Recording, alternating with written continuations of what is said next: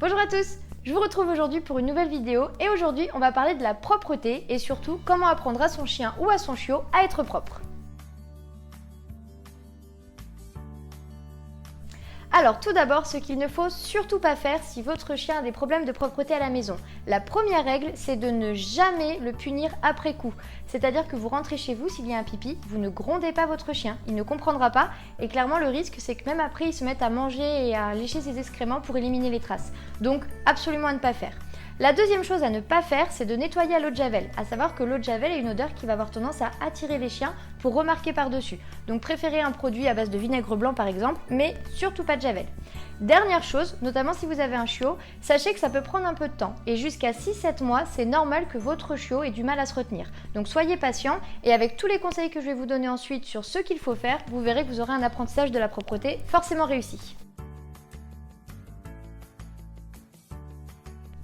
Alors, que faut-il faire pour que votre chiot ou que votre chien soit propre? Eh bien, il faut le prendre toujours sur le fait. Si vous voyez votre chien ou votre chiot faire pipi dans la maison, à ce moment-là, vous le portez et vous l'amenez dehors. Le fait de le porter, ça va tout simplement faire qu'il va arrêter de faire ses besoins.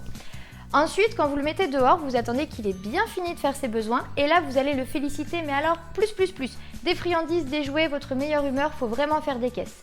D'autres petites astuces, c'est de le sortir à des moments stratégiques. Alors évidemment, vous allez le sortir souvent, mais vous allez le sortir surtout après qu'il ait joué, mangé et dormi. Un autre conseil pour vous aider, c'est de réduire l'espace quand vous vous absentez. En fait, le fait de ne pas laisser accès à toute la maison va aider votre chien à se retenir.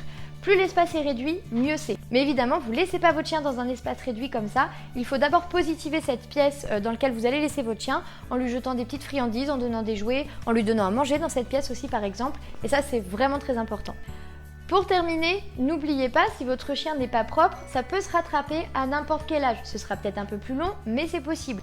En revanche, un problème de malpropreté peut venir d'autres troubles, une anxiété, un problème de frustration, voire même un problème de santé. Donc n'hésitez pas à consulter un éducateur canin et un vétérinaire pour vraiment vous assurer que les conseils qu'on vous donnera pour votre chien sont vraiment adaptés à votre chien.